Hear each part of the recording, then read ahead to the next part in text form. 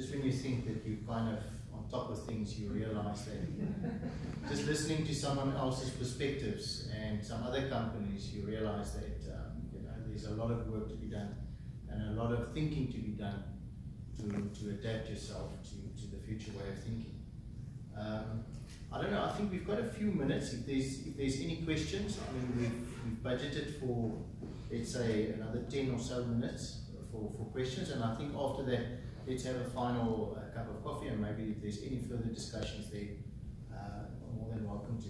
I think I want to open the floor by asking Vicky maybe more around that code of conduct, something that we believe that we haven't really figured out yet is this whole thing about HR and forensics and ethics and so forth. So I see that your code of ethics is quite comprehensive and it encompasses a lot of those elements.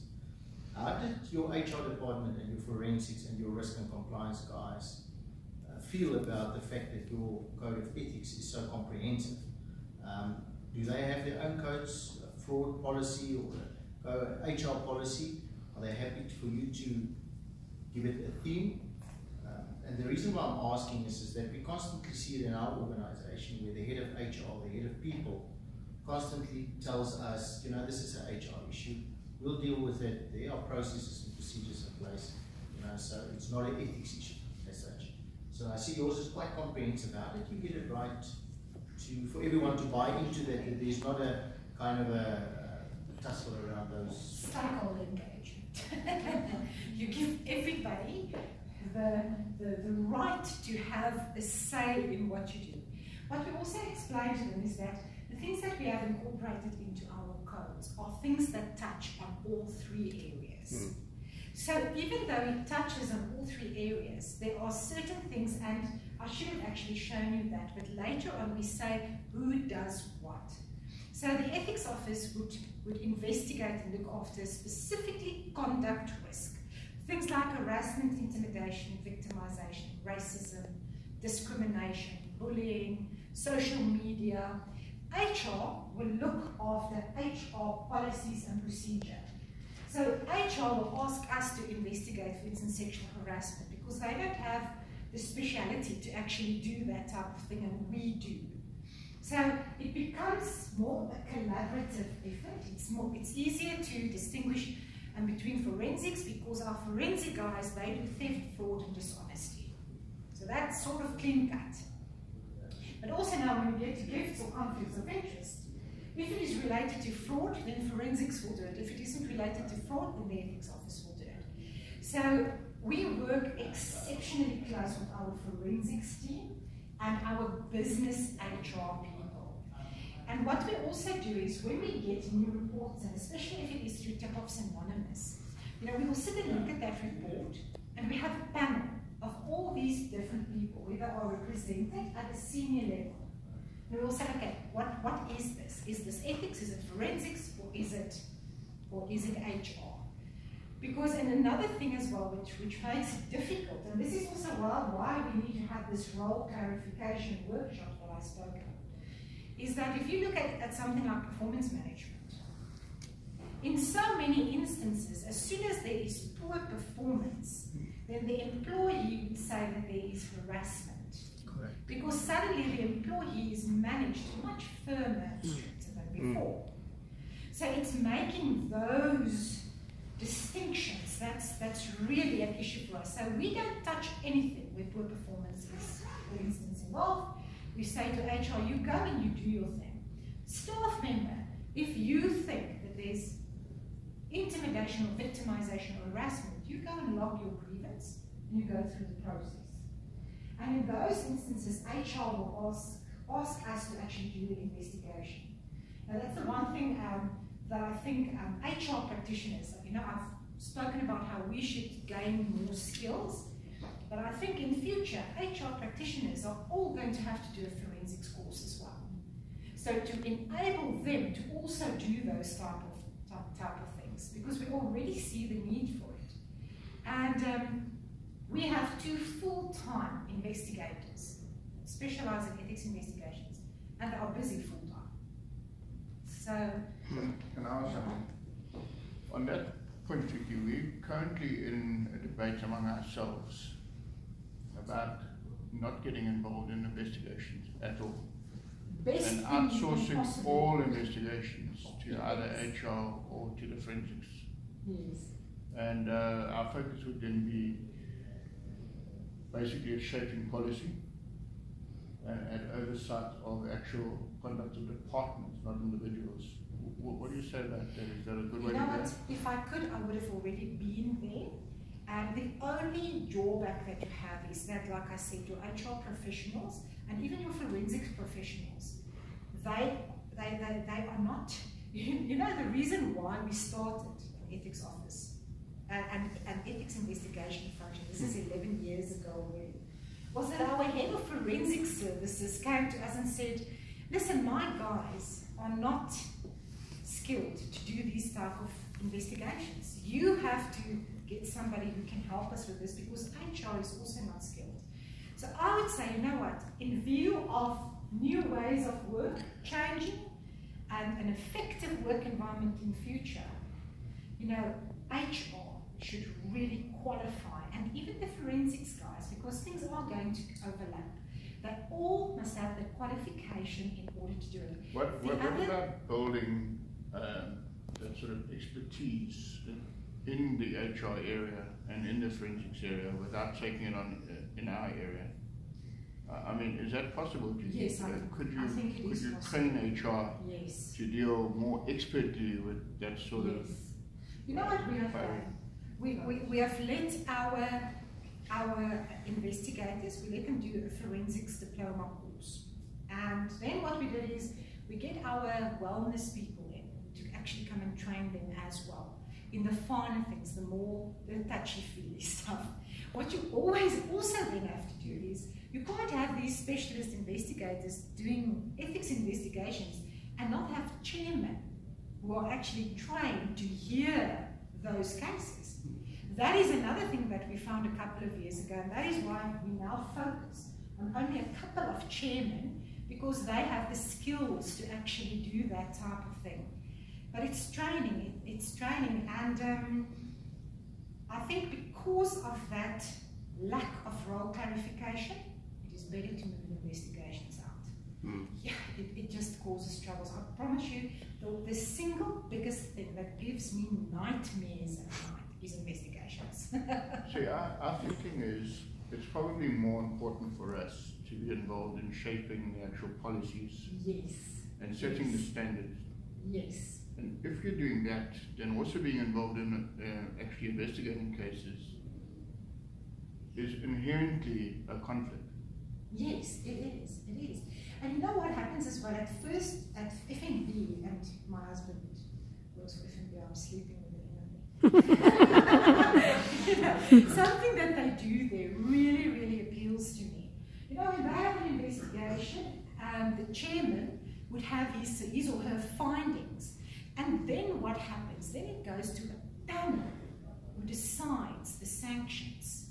So you have skilled chairmen, chairpeople, who get the findings, but you have a panel of people involving HR, forensics, and ethics, who sit with the outcome and say, these are the sanctions. And that is something that I would love to implement on this side, because that also makes a lot more sense. Ethics practitioners, I think as well, like you said, we shouldn't get involved in the nitty-gritty.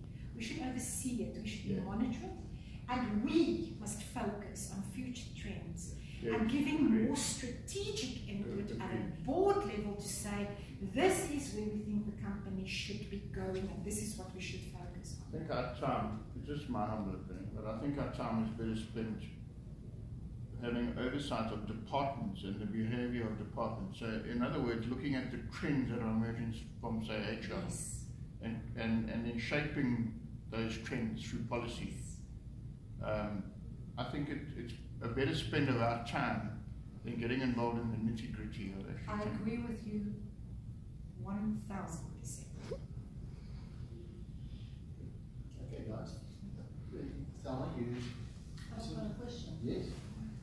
You guys, always good to listen to your perspectives from a best practice kind of environment. The reality is, however, and semi-captured organizations in our country as well. So we spoke about future trends, but what are future challenges given our environment where there's so much talk of capture, not only in the public environment but also in the private environment? Because there you need to juggle and prioritize. Where do you start? You know where I think is a very good place to start? It's again that ethical leadership thing, you know, I can't say that enough. Initiatives like Business Leadership SA, the CEO initiative. Those are people, and I don't know if you're aware of it, but they actually have pledges in place. And that's one of the reasons why Mark Alberti is not part of Business Leadership anymore. Because of that court case that they had, where he basically discriminated, was basically found guilty that he discriminated against that lady, he had to resign from business leadership because he didn't comply and align to the pledge. I think it's going to become more and more prevalent from a business side, and especially through initiatives like business leadership.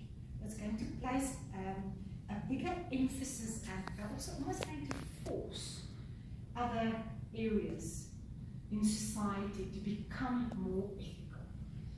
And from the government side, it's, you know, the more you engage with government, the better. What we do as well with our clients as well, where there's municipalities and that, especially if there are tenders and things, we actually offer to go in there and train these people.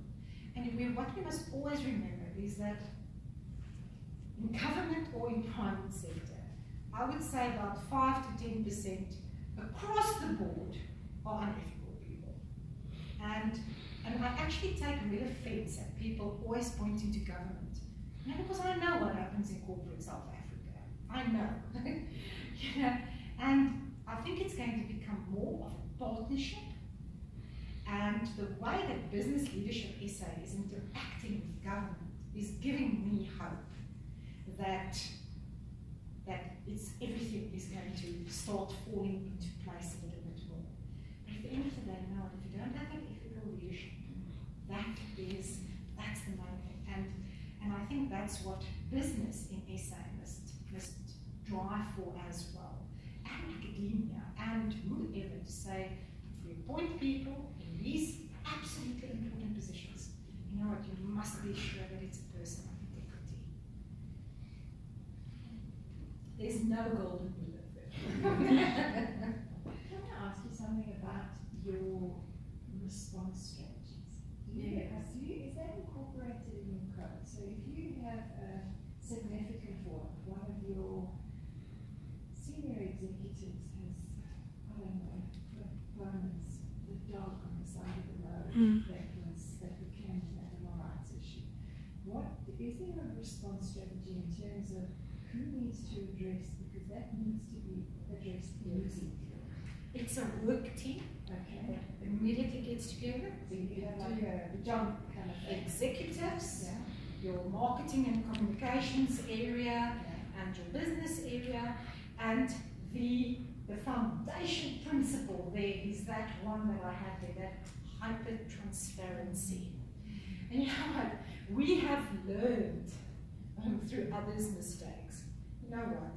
Don't come up with excuses and, you know, try and protect yourself and defend yourself the whole time. You know what? Just be honest. Because if you're not being honest, then it's going to come back to bite you. You know, twice as bad. You know, so that hyper-transparency thing, that is so important.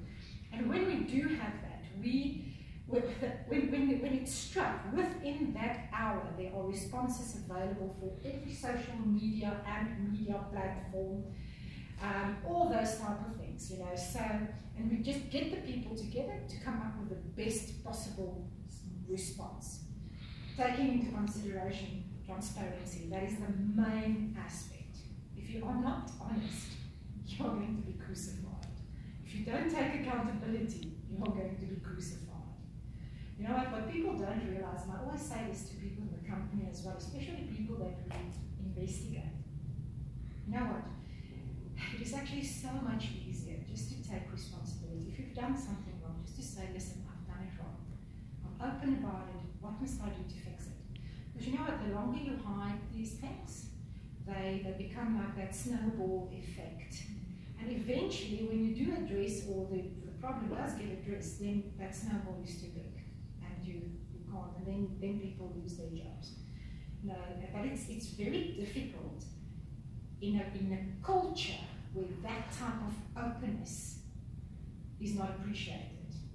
And I would say in our culture, it is appreciated in some business areas, but not in other areas.